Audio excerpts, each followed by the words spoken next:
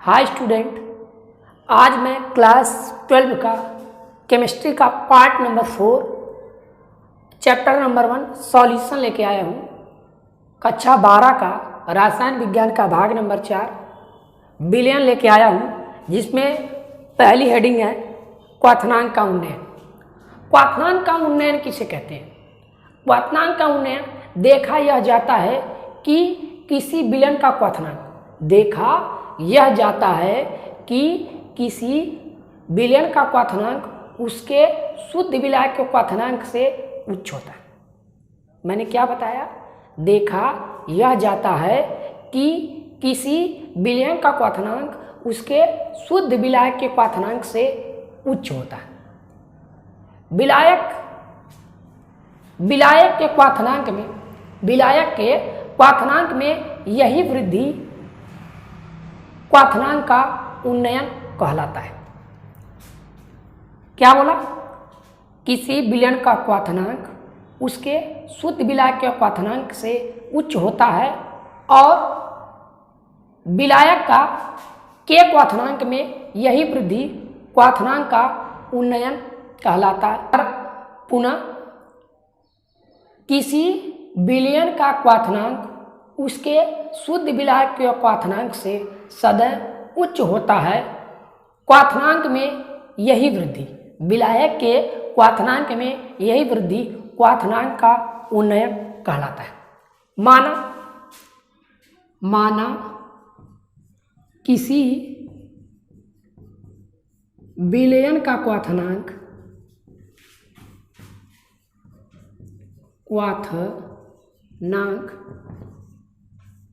T1 तथा शुद्ध विलायक का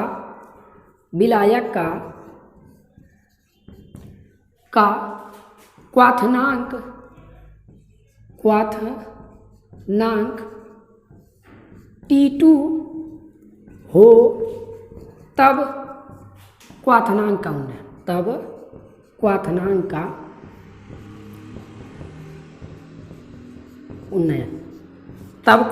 उन्नयन डेल्टा T बराबर हो जाएगा T1 माइनस T2।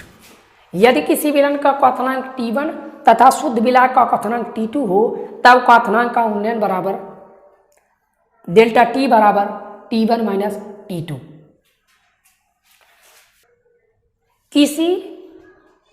किसी विलायक के क्वथनांक में उन्नयन। अगला हेडिंग है राउल्ट का नियम। राउल्ट ने क्या बताया इसके बारे में मैं बताने जा रहा हूँ। किसी विलायक के क्वथनांक में उन्नयन तथा किसी विलायक के क्वथनांक में उन्नयन विलेय के मोलर कंसंट्रेशन अणु सांद्रता के क्या होता है? समानुपाती होता है।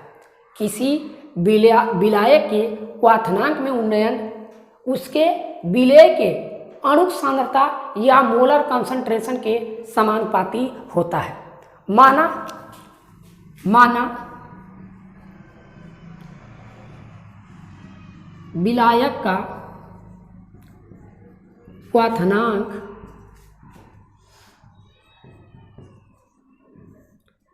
डेल्टा T तथा विलेय के अणु सांद्रता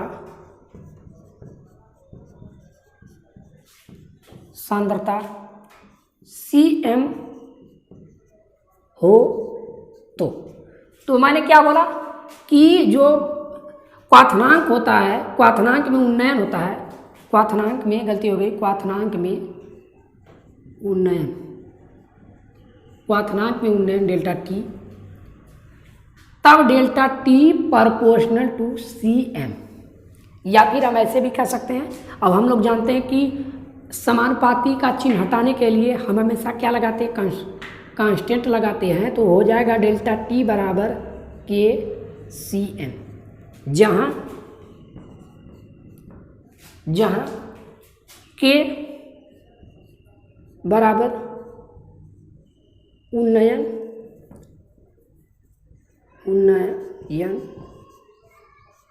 स्थिरांक है। जहाँ के बराबर उन्नयन स्थिरांक है। यदि अगली, यदि विलायक, यदि किसी विलायक के निश्चित मात्रा में यदि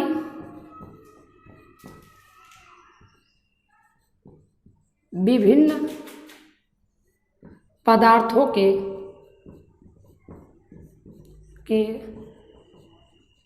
समान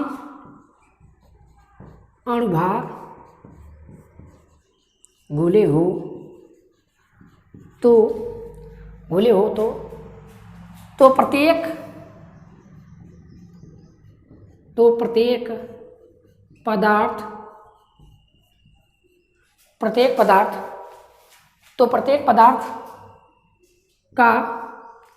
पदार्थ के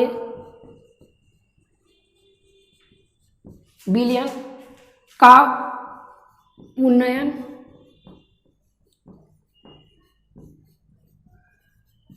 स्थिरांक भी समान होगा।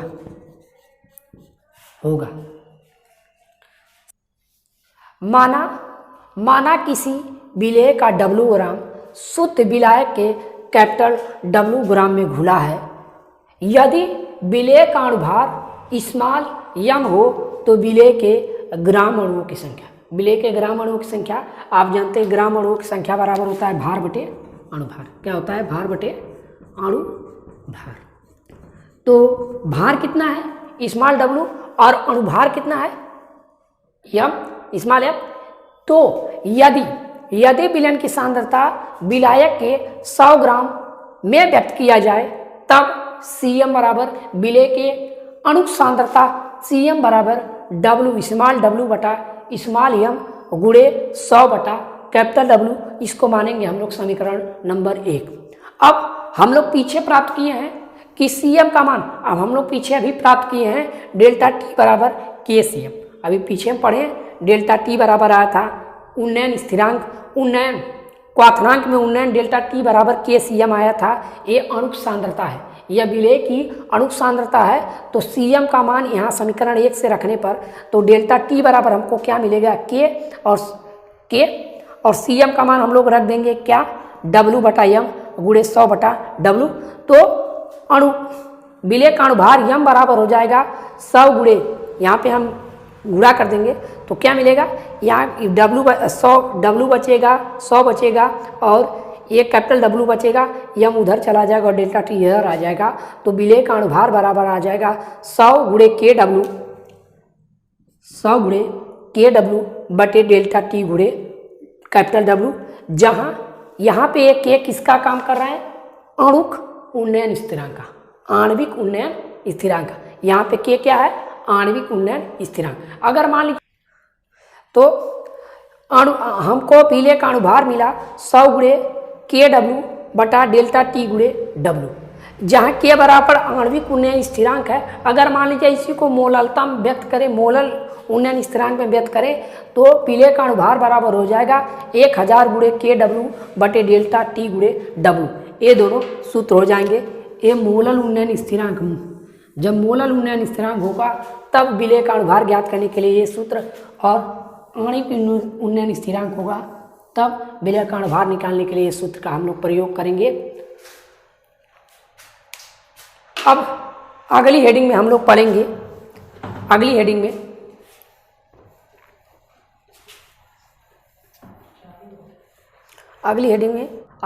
आती है बेकमैन विधि से विलेय का अणुभार ज्ञात करना। इसके लिए देखिए सर्वप्रथम एक क्वथन नली लेते हैं। कैसी नली? इसको बोलते हैं क्वथन नली। एक कैसी नली है, इसको बोलते हैं, जो अंदर वाली नली है इसको बोलते हैं क्वथन नली। सर्वप्रथम एक क्वथन नली लेते हैं, ये क्वथन, सर्वप्रथम एक क्वथन नली लेते हैं जिसमें विलायक की तौली हुई ज्ञात मात्रा भर देते हैं तथा इस क्वथन नली में एक पार्श्व नली लगा देते हैं तथा इसमें 2 सुचालक तार लगा देते हैं और इस पूरे क्वथन नली को उठा करके एक दूसरी नली में सुरक्षा पूर्वक रख देते हैं, जिसको एक दूसरी नली में रख देते हैं, जिसको जैकेट कहा जाता है। जैकेट के 2 कार्य होते हैं। पहला, यह ऊष्मा क्षय को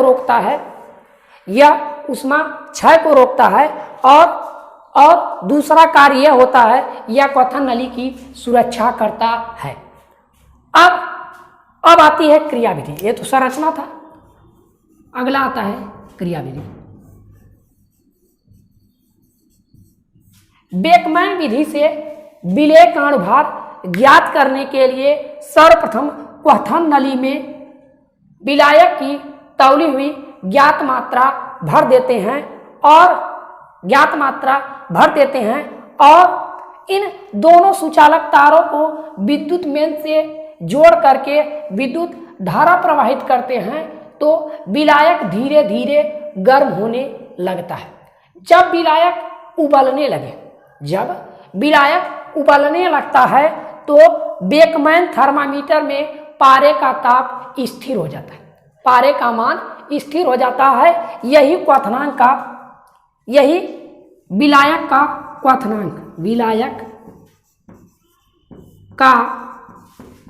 क्वथनांक T1 होता है।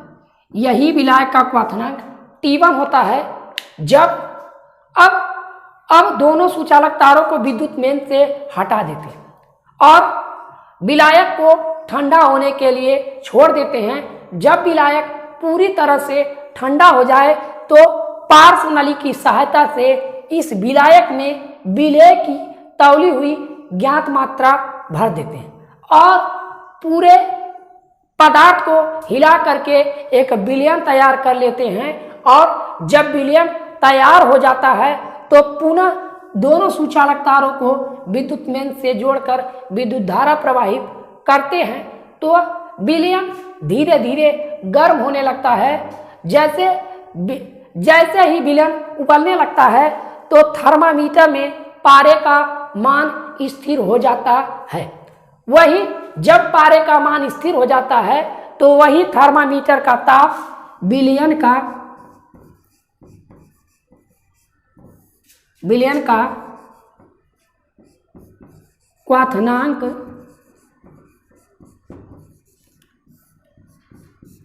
T2 होता है।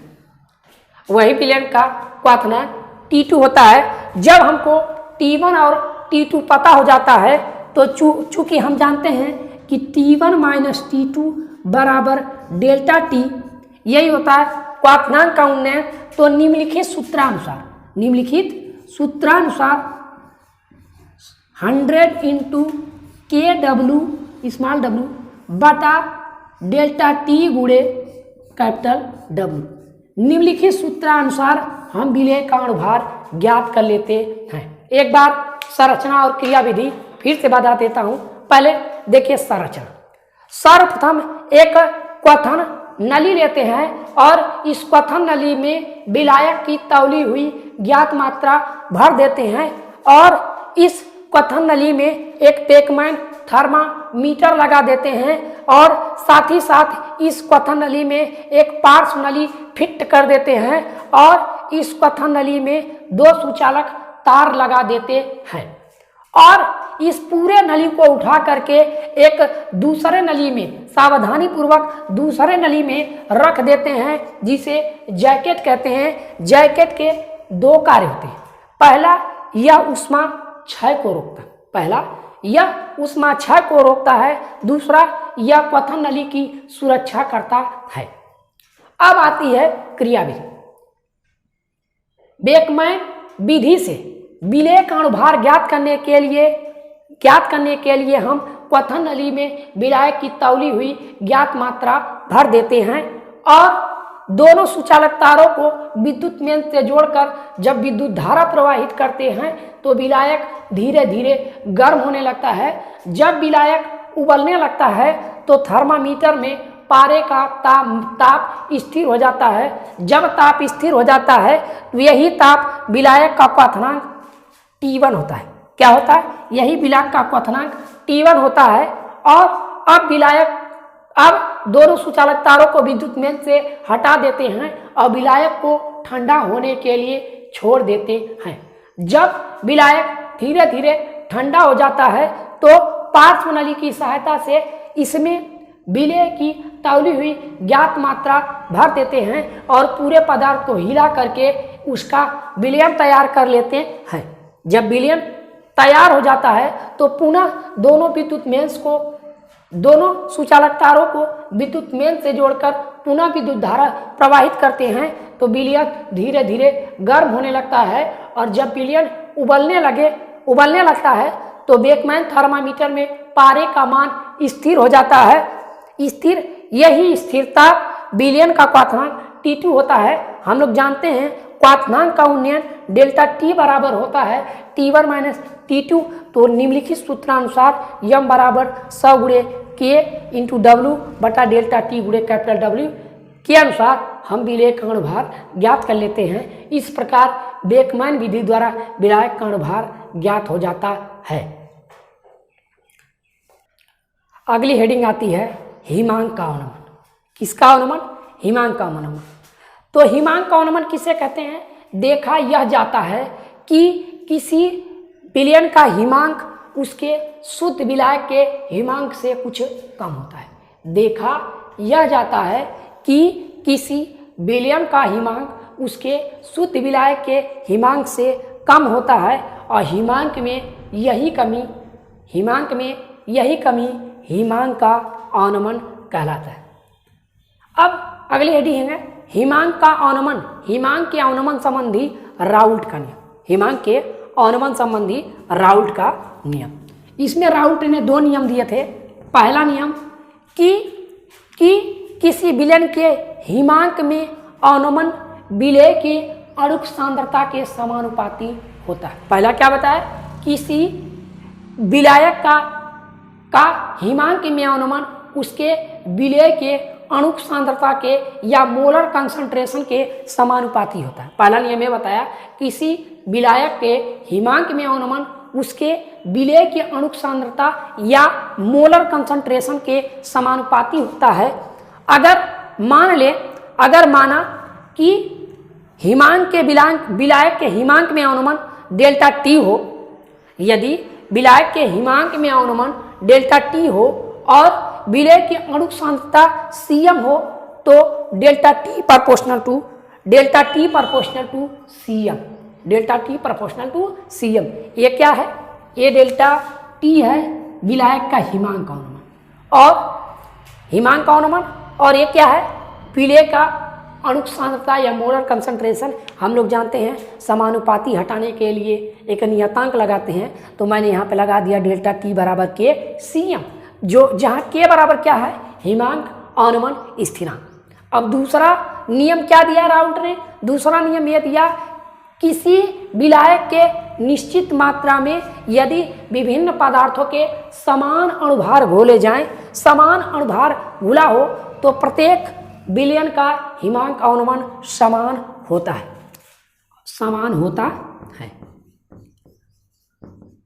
क्या बताया?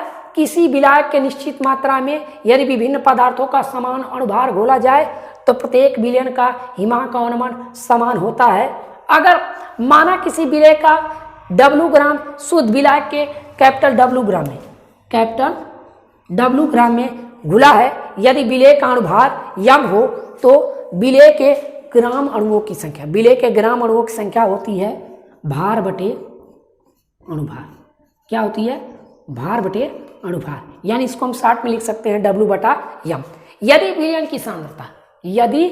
की सांद्रता 100 ग्राम विलायक के रूप में 100 ग्राम विलायक के रूप में प्रकट किया जाए तो Cm बराबर हो जाएगा W बटा यम गुणे 100/W।